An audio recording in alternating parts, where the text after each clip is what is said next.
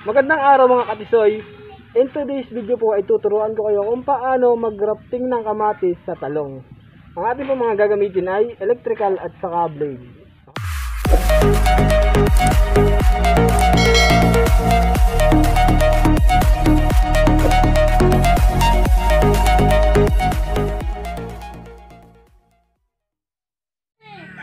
Okay, ito po yung ating kamatis. Yan. Yan halos kasing taas ko na yun, oh. Kukuha lang po tayo ng isang sanga dito na igagrafting natin sa talong. Yan, ito. Doon hanap tayo. Ito yung mga sumusuli sa gitna. Yan po ang ating ipapang-grafting. Okay.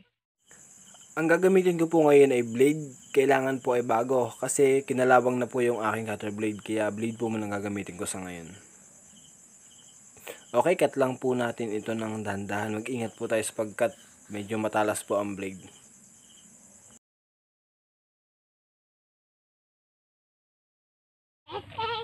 Ito naman yung ating talong. Dito natin siya i-grafting. Yeah, yung pusa kasama. Okay na yan.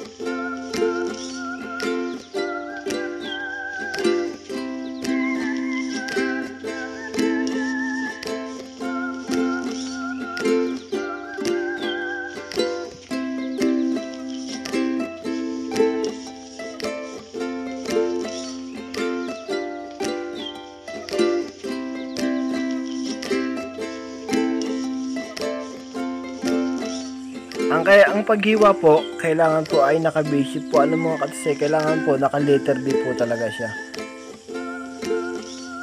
Para pag pinasok po natin siya dun sa pinaghiwaan, fix na fix po.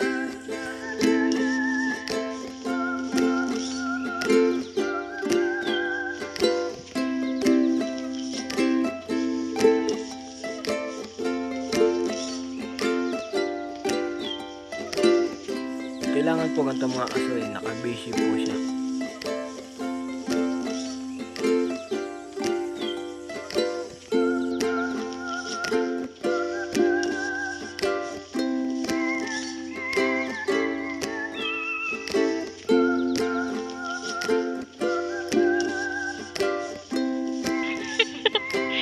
Pusa pa epan.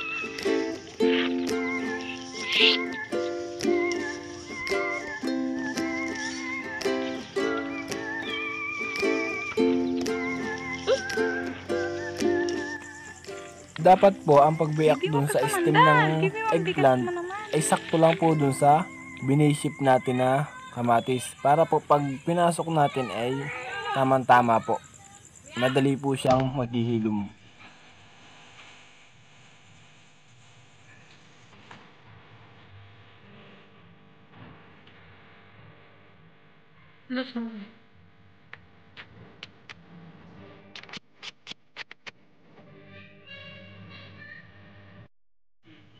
Yan, saktong-sakto po siya.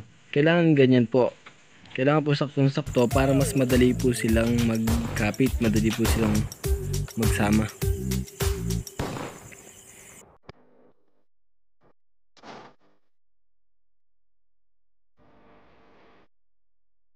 Okay. After po nito, gana po natin siya ng electrical tape. Kung meron po kayong grafting tape, mas okay po. Pero pwede rin naman po ang electrical tape. Kung wala talaga kayong mabibilhan ng grafting tape na mas malapit sa inyo, pwede po ang electrical tape.